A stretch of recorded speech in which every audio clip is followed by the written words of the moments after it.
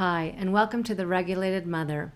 I'm your host, Afshan Tafler, nervous system resilience coach and mother of a hypersensitive, high-needs child. If you're raising a differently wired kid with PDA, autism, OCD, ADHD, or big emotional needs, this is a space for you. Here we talk about what most people don't, how it really feels, how your nervous system responds, and how to find your way back to calm, courage, and connection, even on the hardest days. You're not alone. Let's begin. Have you ever promised yourself you'd pause the next time your child pushed your buttons, only to find yourself yelling, snapping, or shutting down before you even realized it happened? It's like one moment you think you're in control, and the next moment the reaction has taken over your whole body. And then comes the shame spiral. I should know better. Why can't I stop this? If that sounds familiar, you're not alone. And it's not because you're failing as a parent. It's because your nervous system is running the show, your survival system. In today's episode, I'm going to share the number one skill that can help you finally find that pause between the trigger and the reaction. This skill has been life-changing for me, for my clients, and for so many parents of high needs kids. Because when you can find that pause, you don't just stop reacting, you step into a more regulated, connected version of yourself. And that changes everything for you and your child. So let's begin. So for years, I heard the advice, just pause before you react. Just pause. And I wanted that so badly. I tried to pause, I tried to breathe, I tried to hold in my reactions, but my reactions still took over. Sometimes it felt like the reaction just came out of nowhere. I mean, like one moment I thought I was calm, and the next I was yelling or shutting down. Other times I thought I was pausing, but really I was just clamping down on the reaction, pressing it down with force inside. But then the pressure would build inside until it finally exploded. And then afterwards always came the shame spiral. Why can't I do better? Why do I keep losing it? What made the biggest difference was learning that I am not my reaction. Okay, that is my reaction is what takes over in the moments, right? That's the survival response. I am not that survival response. So that really helped me. But the most powerful skill that I've learned, okay, in helping me to separate me from my survival reaction and help me to create that true pause is this skill called unblending. Okay, so let's first look at what it means to be blended, okay? Because when you're blended, what happens is that it feels like your reaction is you, okay? The anger, the fear, the panic, the shame, they take over your whole nervous system and mind. In that state, it's nearly impossible to pause when you're fully blended with this reaction because this reaction has completely hijacked your body. So blending with that survival reaction, okay, it really leaves you with no space between the trigger and the reaction, no access to perspective, and then the shame afterward for knowing better but not doing better. I can't tell you how many moms say that to me, but I know better. How come I can't do better, right? There's always that shame when we cannot pause and respond instead of react, okay? But here's the truth to always remember first, that those reactions are not you. They are survival patterns and they don't define who you are at your core. So knowing that first is really key, okay? Now let's get into this number one skill that I feel like if you really want to be a regulated parent, the number one skill is to learn how to unblend, okay? So we talked about what blending means. What does unblending mean? So unblending means that you are being with the reaction, okay, with it instead of taken over by it. So you're not blended with the reaction, you're actually separating who you are from that reaction and being with that reaction. And so this word unblending it and this concept comes from internal family systems therapy, or IFS. And that's a model that I'm deeply trained in. I use it all the time in my daily life and with my clients. And in internal family systems, or IFS, the belief is that we all have a true self. Okay. We are who we are at our core is a true self. And that true self holds these qualities of wise, compassionate, curious, calm. This true self has clarity, creativity. Our true self stays connected, and even our true self even has confidence. Okay, so when we can step into who we truly are, those are the qualities that naturally come forth in all of us. And then we have parts of us that carry survival reactions or beliefs or these protective strategies. Okay, so you have a true self and you have parts of you. And you can also think of it this way, okay? Instead of a parts approach, you can think of it from the perspective of your mind and body. Okay, you are not your mind and body. Your mind and body carry a survival system that cares only about keeping you safe in the way that it wants to make sure that you feel secure, safe, lovable, that you belong, and that you succeed. Okay, that's all your survival system cares about. And of course, when your child has this particular behavior, it threatens all of those meanings in your survival system. So your survival system is going to react. But you are not the survival system. So you can think, okay, I have this mind and body and the survival system, but I am not the mind and the body. I am not the survival system. I am the awareness of it. Okay. And then when you can step into that awareness that you are not the mind and body and the survival system, when you can step into that awareness, notice the reaction in your body without becoming it, you begin to unblend. So you are no longer the reaction itself. You are the one who is present with it.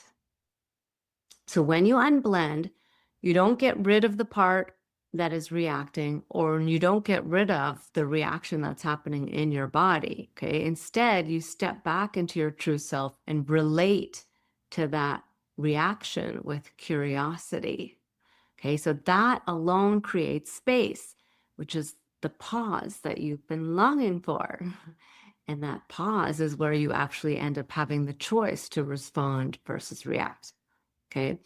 Now, mindfulness, it teaches us something similar, that we can become the watcher of our thoughts and sensations. So some of you may have meditation practices or mindfulness practices where you're familiar with this, that you become the watcher of, oh, there's the thought, oh, there's the sensation, oh, that's not me, right? And I also want to mention in the field of somatic experiencing, which is another kind of body-based trauma reprocessing therapy. Somatic experiencing extends this concept of unblending further as well. So it also has this in it to some degree. So it teaches us, somatic experiencing teaches us to stay with the body sensations or the reaction that's coming up, right? And then it has us connect to a resource, okay? Something that feels grounding or supportive or comforting, like noticing something in the present moment, right? Orienting, looking at something like the plants or the leaves, taking in something that feels comforting, or noticing the grounding, the feeling of ground, feeling your feet on the floor, the bum in the chair, or even like bringing in touch, feeling your hand on your heart and the soothing feeling of that, okay? So somatic experiencing uses this process called pendulation to gently move back and forth between the activation, so the stress or the reaction, and then the support, okay? A resource, like a feeling of comfort and support that gives you this felt sense of safety. So this movement back and forth between the stressful sensation and the thing that's comforting, it keeps your nervous system from being overwhelmed. because you're not drowning in the reaction. You're dipping in and out in small digestible doses, or what somatic experiencing calls titration. Okay. And so this active pendulation um, builds what trauma therapies call dual awareness. Okay. The ability to hold both the reaction and a felt sense of present safety at the same time. So this is a super important skill in order to be able to pause instead of react, is to hold this dual awareness. Okay, I can be with this, whatever is getting triggered inside of me, and feel safe at the same time. And this is, in this way, unblending and pendulation, this practice go hand in hand, because both create space where you can be with the reaction without being consumed by it. Okay, so by unblending, you are creating a safe container for the reaction to exist with you, but not consume you. Okay, so that is the key practice. Can you be with this reaction instead of being taken over by it? Can you unblend from it and feel who you truly are and be with that reaction? Okay, so create the safe container for that reaction, but not be consumed by it. Okay, so what we know from research and clinical practice, okay, science and clinical experience together help us understand why unblending and awareness practices are so powerful. So I think this is really important because it's a very simple but not easy practice, but it is, supported by some of the science out there, especially on mindfulness and this area of the brain called the insula. So this practice of mindfulness, which we use when we're unblending, it strengthens the insula, which is the brain area that helps you to notice body sensations, or helps you develop what's called interoception, being able to sense the body.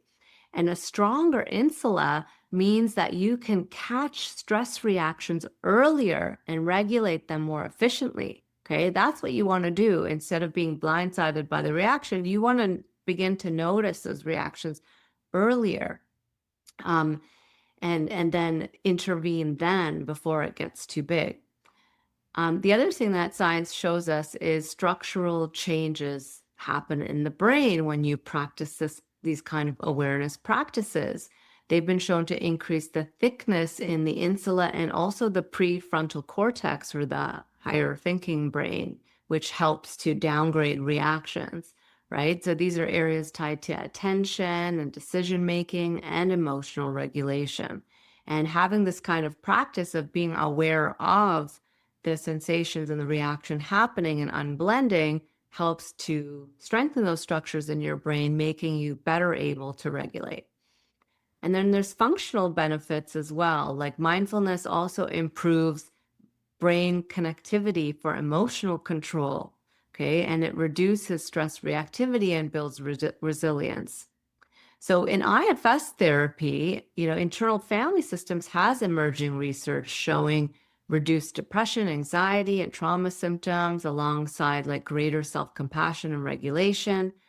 And then, what we understand about dual awareness and somatic experiencing that use these practices, trauma therapies such as EMDR and mindfulness approaches, they highlight the importance of this dual awareness, right? Dual awareness, that you can have the awareness of both the reaction and the feeling of safety. So being able to notice activation while staying anchored in present safety.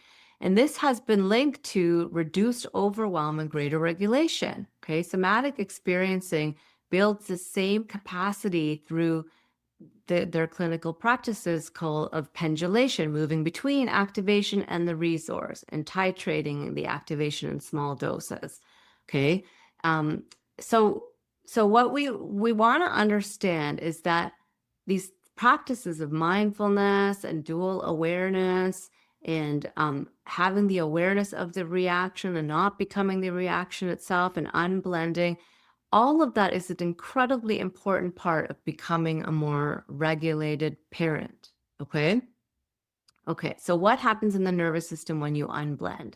So it's important to know that this isn't just psychological, it's biological. So when you unblend, the natural thing that comes forth is you start to feel this space within, and you start to feel this relief within.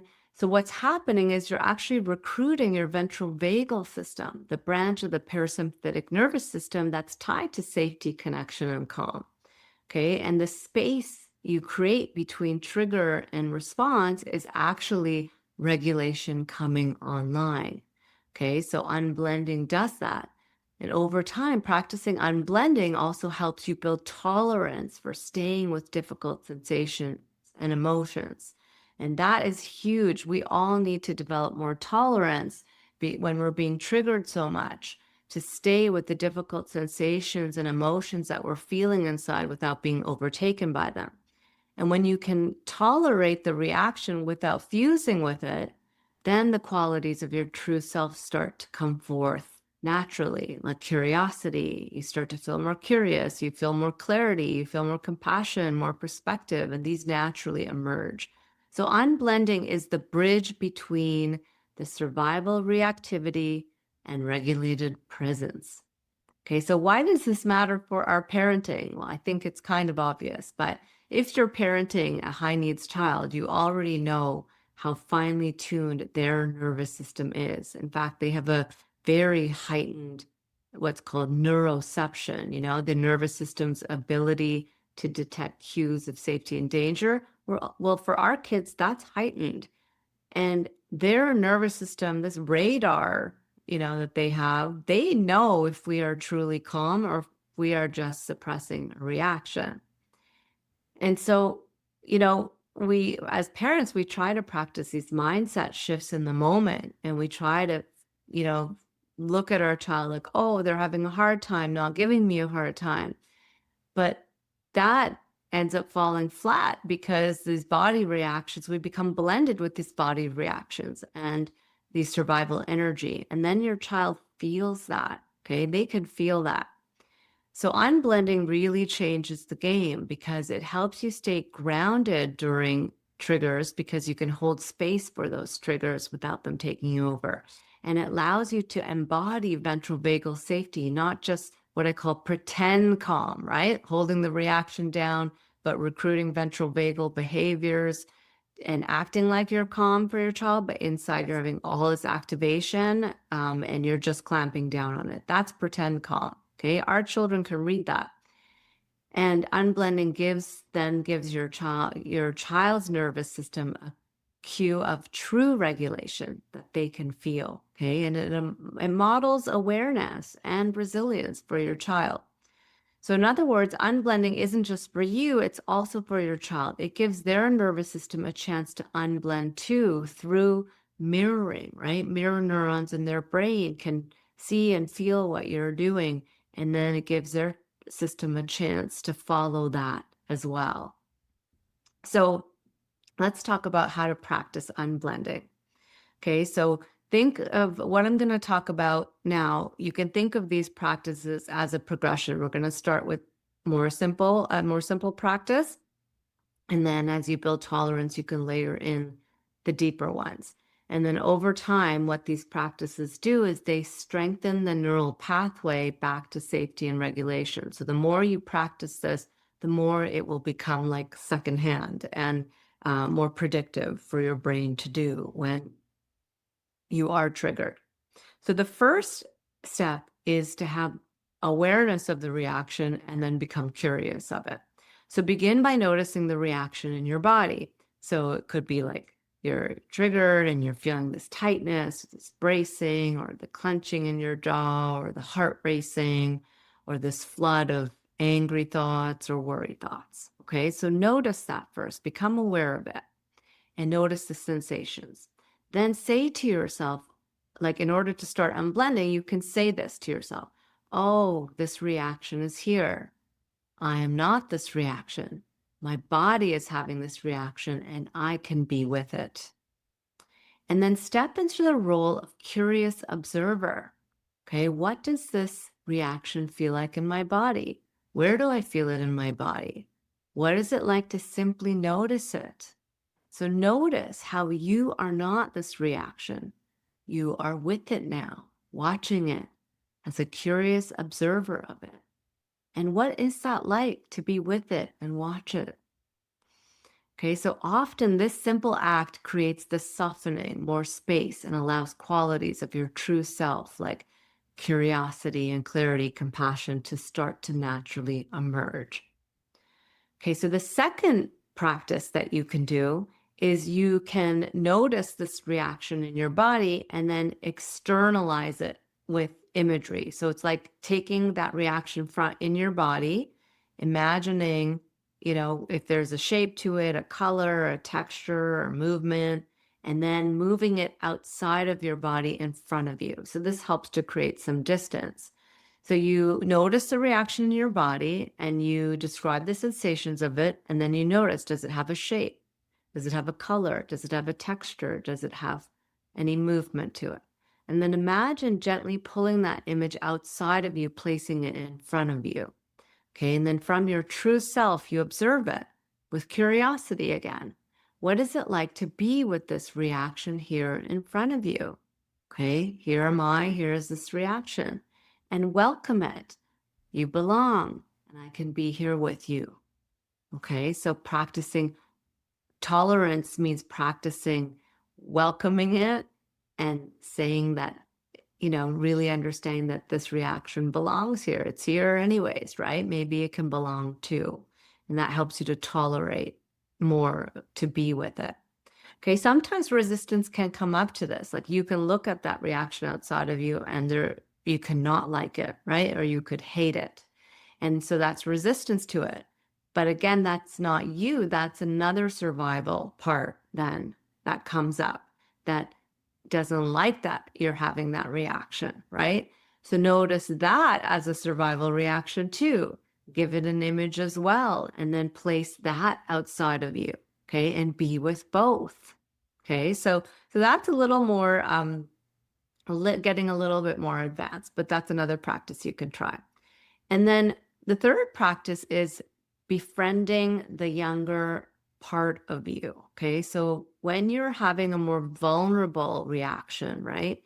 It feels really tender, like shame or grief or even fear. Okay.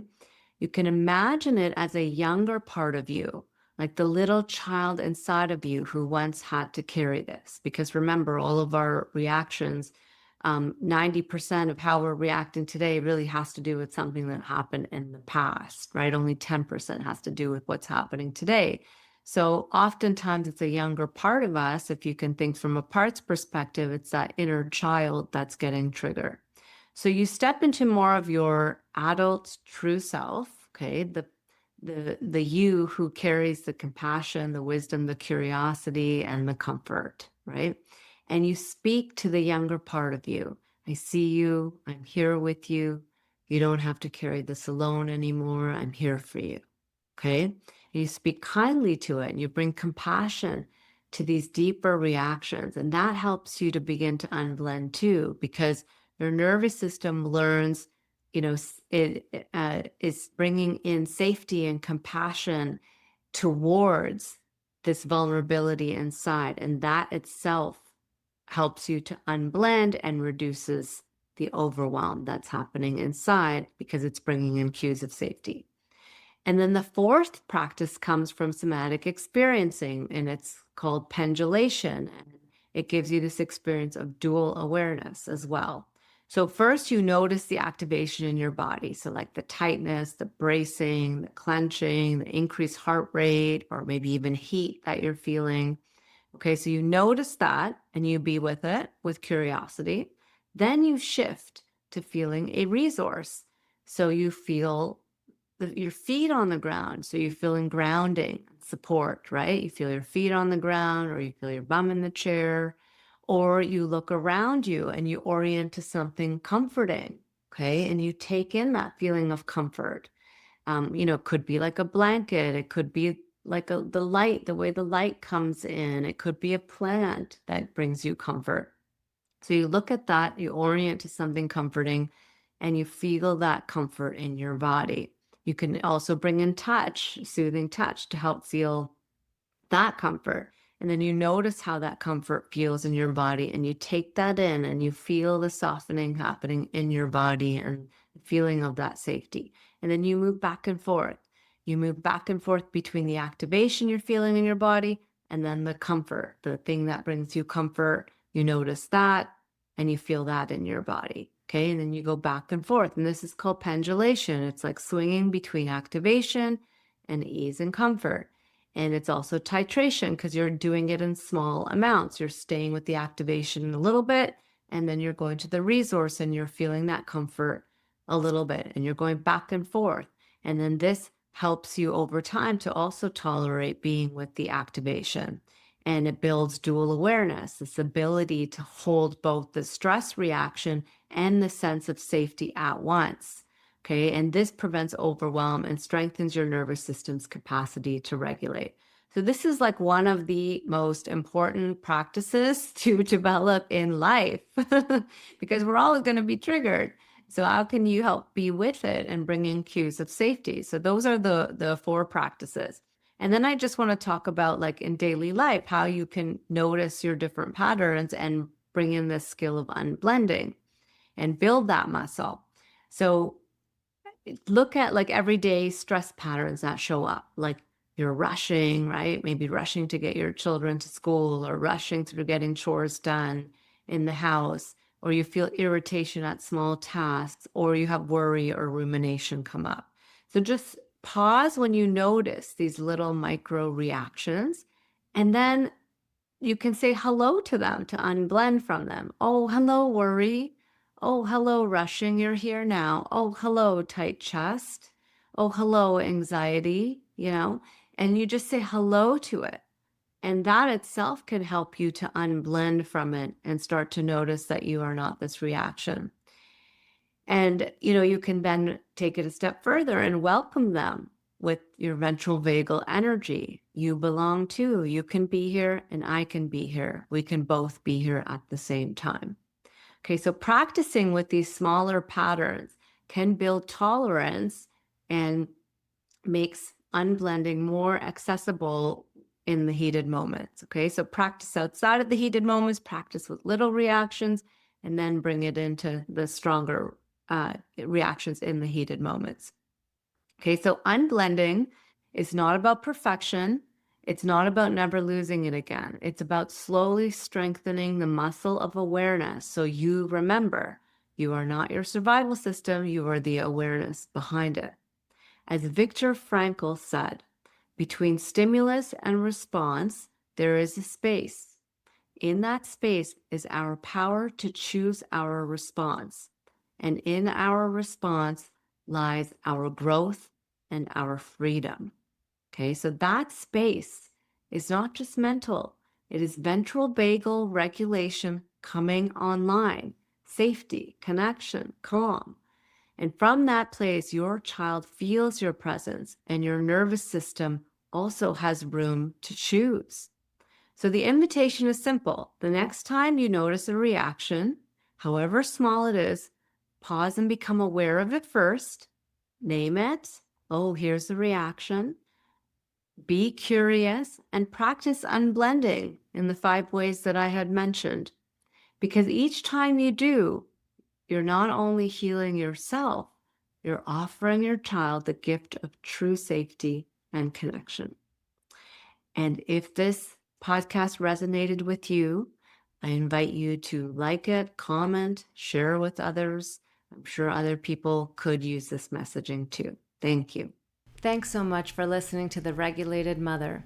If this episode helped you feel a little more seen, grounded, or hopeful, I'd love for you to share it with another mom who might need it too.